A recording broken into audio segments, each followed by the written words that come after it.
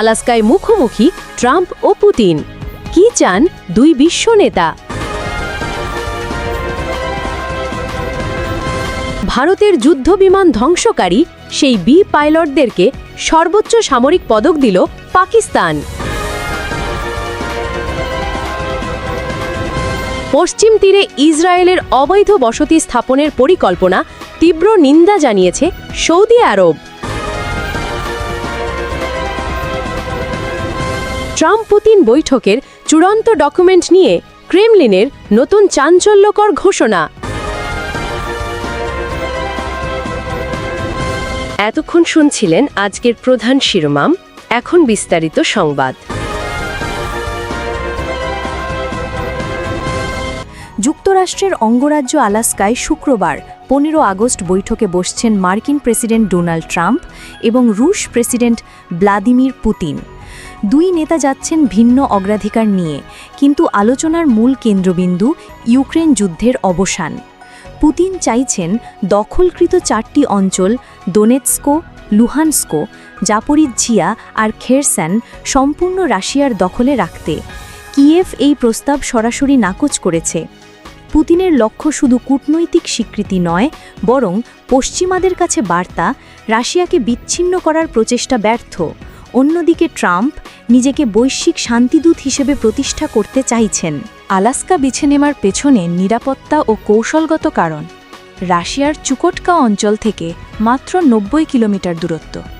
Ukraine ও ইউরোপের চাপ এড়িয়ে সরাসরি যুক্তরাষ্ট্রের সঙ্গে সংলাপ। এটাই মস্কোর কৌশল। ট্রাম্পের নির্বাচনী প্রতিশ্রুতি কয়েক দিনের মধ্যে যুদ্ধের অবসান, কিন্তু বৈঠক নিয়ে তার মন্তব্য কখনো আশাবাদী, কখনো সংশয়ী। ফলে বৈঠকের ফলাফল নিয়ে কৌতূহল তুঙ্গে। এখন দেখার বিষয়, আলাস্কার এই বৈঠক বিশ্ব রাজনীতিতে নতুন মোড় আনে কিনা। ভারতের যুদ্ধবিমান ধ্বংস করার সেই সাহসী পাইলটদের দেশের সর্বোচ্চ সামরিক বীরত্ব পদক দিল পাকিস্তান। চলতি বছরের মে মাসের রোমাঞ্চকর সংঘর্ষের পর প্রথমবারের মতো জনসমক্ষে এলেন পাকিস্তান বিমান বাহিনীর সেই যোদ্ধারা, যারা 6টি ভারতীয় যুদ্ধবিমান, যার মধ্যে ছিল অত্যাধুনিক রাফাল, ভূপাতিত করেছেন। এমনকি ধ্বংস করেছেন রুশ নির্মিত S-400 আকাশ প্রতিরক্ষা ব্যবস্থা। গতকাল আইওয়ান-ই সদরে স্বাধীনতা দিবসের বর্ণাঢ্য আয়োজনে প্রেসিডেন্ট আসিফ আলী জারদারি ও প্রধানমন্ত্রী শেহবাজ শরীফ নিজ হাতে তুলে দিলেন দেশের সর্বোচ্চ সামরিক বীরত্ব পদক। বিশেষ সম্মাননা পেলেন উইং কমান্ডার মালিক রিজওয়ানুল হক, যিনি অপারেশন বুনিয়ানুম মারসুসে S-400 সিস্টেম উড়িয়ে দেন এবং পান তমগা-ই বসালত। প্রধানমন্ত্রী নিজেই মঞ্চে তাকে পাশে বার করিয়ে শ্রোতাদের জানান তিনি S-400 ধ্বংস করেছেন, আর সঙ্গে সঙ্গে হলরুম ভেসে যায় করতালি ও উল্লাসে।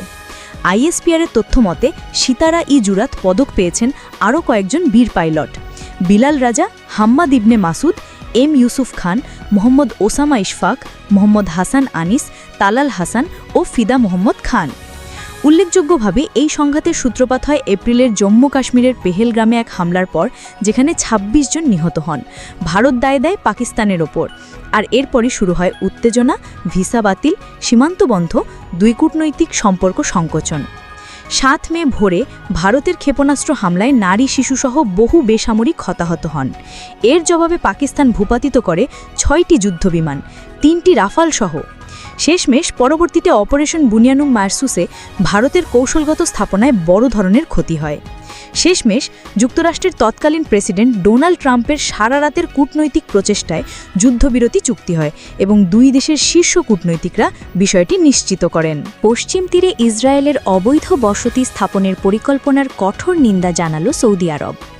অধিকৃত পশ্চিম তীরে ইসরায়েলি কর্তৃপক্ষের এই পরিকল্পনার নিন্দা জানিয়ে সৌদি পররাষ্ট্র মন্ত্রণালয় বলেছে, কয়েক দশক ধরে চলা স্বাধীন ফিলিস্তিনি রাষ্ট্র গঠনের প্রক্রিয়াকে বাধাগ্রস্ত করছে এ ধরনের হঠকারী সিদ্ধান্ত। বিবৃতিতে আরও বলা হয়, ইসরায়েল সরকারের অবৈধ নীতি বাস্তবায়ন শান্তি প্রক্রিয়া ব্যাহত করছে এবং দ্বিরাষ্ট্র প্রতিষ্ঠার প্রচেষ্টাকে হুমকির মুখে ফেলছে। বৃহস্পতিবার ইসরায়েলের কট্টরপন্থী অর্থমন্ত্রী বেজালেল স্মোট্রিচ ঘোষণা দেন, দখলকৃত পশ্চিম তীরে বিতর্কিত একটি প্রকল্পের মাধ্যমে ৩,০০০-এর বেশি বাড়ি নির্মাণের পরিকল্পনা রয়েছে। তিনি বলেন, এটি বাস্তবায়িত হলে স্বাধীন ফিলিস্তিনি রাষ্ট্র প্রতিষ্ঠার ধারণার কার্যত কবর রচিত হবে। ইসরায়েলি মানবাধিকার সংগঠন পিস নাওয়ের তথ্য মতে বর্তমানে পশ্চিম তীর ও পূর্ব জেরুজালেমের ১৬০টি বসতিতে প্রায় ৭ লাখ ইহুদি বসবাস করছে। এসব জমি নিয়েই ভবিষ্যতে স্বাধীন রাষ্ট্র প্রতিষ্ঠা করতে চায় ফিলিস্তিনিরা।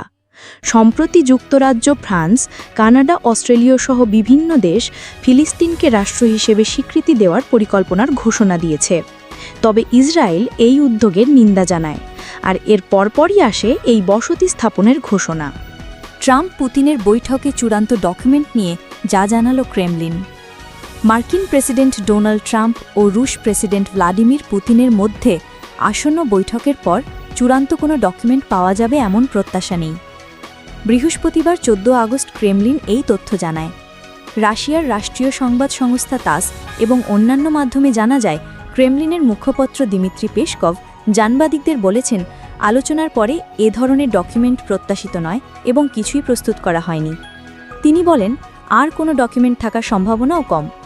পেসকভ আরও জানান, শীর্ষ সম্মেলনের পরে একটি যৌথ সংবাদ সম্মেলন হবে এবং রুশ প্রেসিডেন্ট যে চুক্তি ও বোঝাপড়া অর্জন করবেন তার একটি রূপরেখা তুলে ধরা হবে। তিনি ব্যাখ্যা করেন, এই সম্মেলনের প্রস্তুতি সীমিত সময়ের মধ্যে হয়েছে। ইউক্রেন যুদ্ধের বিষয়ে বর্তমানে আলোচনা দ্বিপাক্ষিক পর্যায়ে চলছে, আর কিয়েভের অবস্থান পরবর্তী পর্যায়ে বিবেচনায় আসবে। ক্রেমলিনের মুখপাত্র আরও বলেন, এর আগে মস্কোতে ট্রাম্পের বিশেষ দূত স্টিভ উইটকোফের সঙ্গে পুতিনের বৈঠক ফলপ্রসূ হয়েছিল, যা শীর্ষ সম্মেলনের পথ প্রশস্ত করেছে। তিনি সতর্ক করে বলেন, আলোচনার ফল তাড়াহুড়ো করে অনুমান করা একটি বড় ভুল হবে, তাই বৈঠকটি কেমন হয় তা দেখার আহ্বান জানান পেসকভ। টেলিগ্রামে শেয়ার করা এক পৃথক মন্তব্যে রাশিয়ান সাংবাদিক পাভেল জারুবিনকে পেসকভ বলেন, পুতিন আলাস্কা যাওয়ার আগে দেশটির একটি অঞ্চল পরিদর্শন করবেন। প্রসঙ্গত, আজ শুক্রবার 15 আগস্ট পুতিন ও ট্রাম্পের মধ্যে একটি 1-to-1 বৈঠক হবে আলাস্কার বৃহত্তম শহর অ্যানকারেজের জয়েন্ট বেস এলমেন্ডর্ফ রিচার্ডসনে।